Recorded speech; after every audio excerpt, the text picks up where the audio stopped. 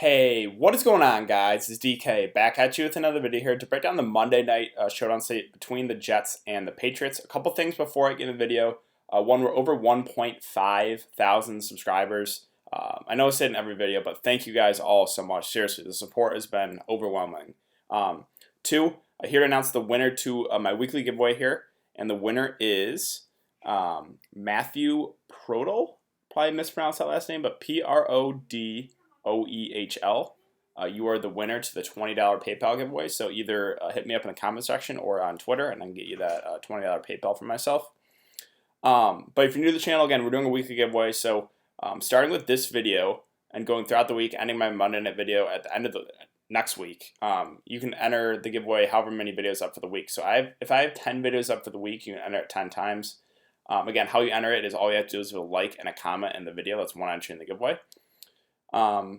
And yeah, again, winner receives $20 from myself. With that out of the way, let's jump into the video. So first, let's look at the spread and the over-under right now. So it's sitting at a 43.5 over-under with the Jets 9.5 point dogs. So let's go into the snap counts, and then we can get into the prices. So if you look at the Patriots snap counts, Burkhead going to be out again, so it's kind of going to be a split between Sony Michel and James White.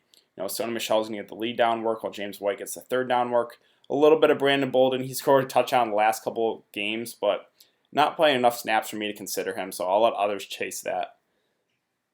As far as wide receivers, Edelman's been questionable the last few weeks, but I think he's be good to go. Basically, out there for like 90% of the snaps. Josh Gordon is out, so that's going to get Philip Dorsett back in the mix. He's questionable, but leaning towards he's going to play. Jacoby Myers will play some good snaps, and then Gunner will probably be the odd man out if Philip Dorsett does play.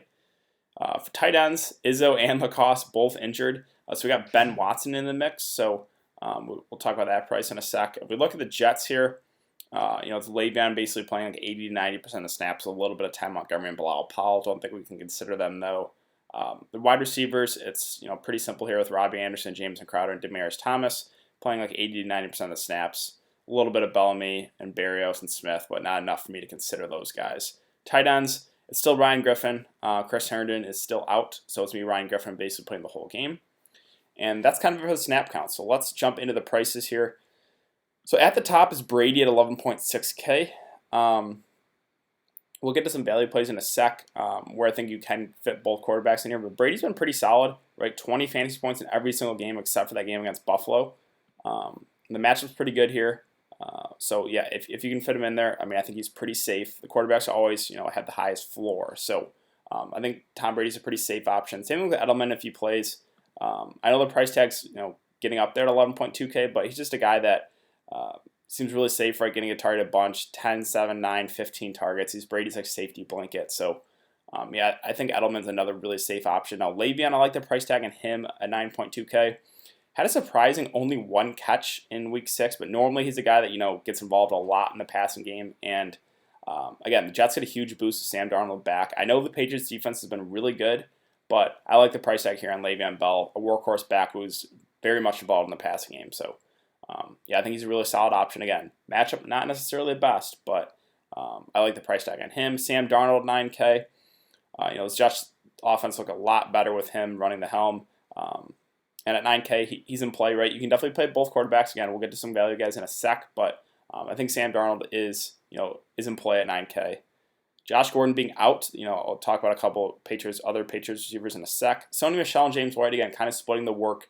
Sony Michel is the the early down back, right? So if you think the Patriots going to be playing from the lead the whole game, then you're probably going to want to lean towards Michel. If you think the Patriots get off to a deficit, then obviously James White is going to be your preferred target because he's the third down back. It's utilized a lot in the pass game. So both running backs are definitely in play here. Again, it's just kind of what side you lean, right? Do you think the Patriots are going to be leading, or do you think they're going to be playing from behind?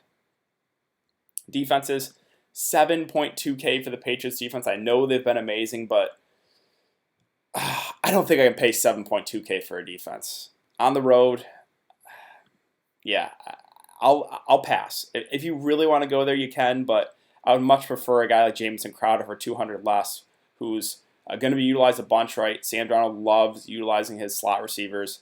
In game 1, had 17 targets, and that first game back with Sam Darnold, 9 targets.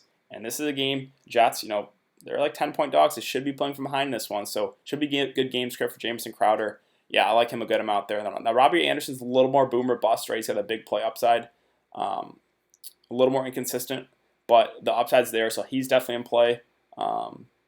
Philip Dorsett's a guy that, again, they're indicating that he's probably going to go, and with no Josh Gordon, he'll probably be the number 2 receiver, and he has flashed some big play upside when healthy, in week 1, week 3.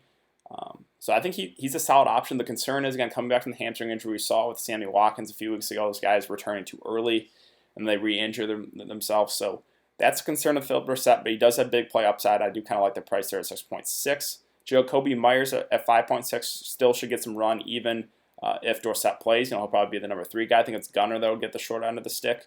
But yeah, Jacoby Myers is a guy that, if you guys watch my preseason videos, I was all over this guy. He was very productive in the preseason, and yeah, I kind of like him here at 5.6K too. So there's a couple guys here in the mid-range that I do kind of like. And Demaryius Thomas listed as questionable, but he's probably going to be good to go.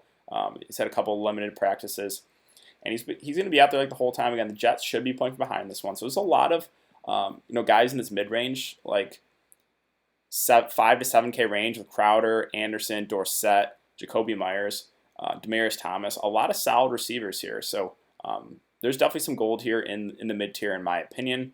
Ben Watson at 4.4 going to be the leading tight end. They do have, Eric Tomlinson too, but I don't necessarily think he'll get.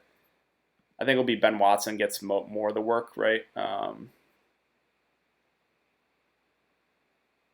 Yeah, so he's more of just like the blocking tight ends. I think Ben Watson is going to be utilized more in the passing game. Now, we haven't seen Ben Watson at all. He's, 38 too, so he's getting up there in age, but he's going to be the number 1 tight end. Don't mind him. So, yeah, I think he's okay. He's in play at 4.4K. There's a little bit of unknown to we haven't really seen him yet this season. But if he's going to be the Patriots' number 1 tight end, I don't mind him there at all. The 2 kickers are always in play, right? If you're playing a GPP, I wouldn't play both, but you could definitely play one. Again, the kickers kind of have like 10 to 15 point upside at most. We have seen, in these showdown sites, kickers have flashed a bit of upside. Again, Brandon Bolden's a guy I'm probably going to pass. We'll let others chase. I know he's had a touchdown each of the last couple of games, so the snaps aren't really there, like 10 to 15% of the snaps. I don't think that's enough for me to consider him. Jets D at 2.8, I guess. I mean, they're playing at home, but do you want to play them against the Patriots? Probably not. So, yeah, probably going to pass again. Chris Herndon, listed as doubtful. Don't expect him to go. I would have really liked him if he was going to be active, but doesn't look like he's going to be available. Ty Montgomery, Bilal Powell, don't think they're getting enough work for me to consider him. Ryan Griffin at 1.4 with no Chris Herndon. Still going to basically play the whole game. Now, I know he hasn't really been involved too much, but at 1.4K, he's worth a shot as a value play. Bilal Powell, again, he's a guy that will catch some balls out of the backfield, but I just don't necessarily think we have to go there. And Tomlinson, again, more of the blocking tight end. So that's kind of it. There's not a whole lot of really, really cheap good plays. Like, I think Ryan Griffin's probably the guy you go to if you play someone that's a really cheap range. But there's some guys who are right in the 5 to 7K range that I kind of like a lot of those receivers. So let's talk about captains today, what I'm thinking. So if you want a safe captain, if you're playing more of a cash game lineup, I think you go Edelman or Tom Brady or Le'Veon Bell. I think those 3, again, I know they're all 3 at the top, but I think those 3 probably have the safest floor. I do like the price tag on Le'Veon again. I think he'd be my preferred play right now. Because again, he just utilizes so much in the past game. I know only 1 catch in the last game, but other than that, I mean, they target him a bunch. He's kind of like a wide receiver too, and he's going to be out there the whole time. So yeah, I do like the price tag on Le'Veon a good amount. If you want more riskier plays, guys who I think will be lower owned, I kind of like James White because of the PPR upside, but the upside's kind of there if they're only playing from behind. I don't necessarily think the Patriots will be playing from behind in this one. I like Jamison Crowder a good amount at 7K. Out of the slot, Sam Darnold loves his slot receivers. And then, one of those other New England receivers with Dorsett or Jacoby Myers, both those guys, I think are worth a shot. And again, the really cheap guys, there's not a whole lot. Like in that last slate in this Sunday night game, there's a couple of guys, right, with Dallas Goedert, who I liked. There was Mac Hollins, there was like Aguilar. There's cheap guys that you could consider. This one, it's really like Ryan Griffin, and that's kind of it. And you're not going to feel great about playing Ryan Griffin, but yeah, he's kind of really the only like really cheap option I'm considering here. So, so yeah, I think that's about it, guys. So if you have been enjoying the content so far, I'd really appreciate if you would like this video and subscribe if you haven't. Again, if you want to get into the giveaway, all you have to do is leave a like and a comment on the video. That's one entry into the giveaway. I'll be back for, I already have an NBA video up on my channel for the 2-game slate on Tuesday if you guys are curious. That is already up. I'll probably have my video up for the Wednesday slate, NBA, the main slate, probably tomorrow. So be on the lookout for that, as well as an early look at the Week 8 main slate for NFL. So got a couple of videos that'll be up here in the next day, so be on the lookout for that. And again, thanks for coming to check out the video, guys, and I will see you later.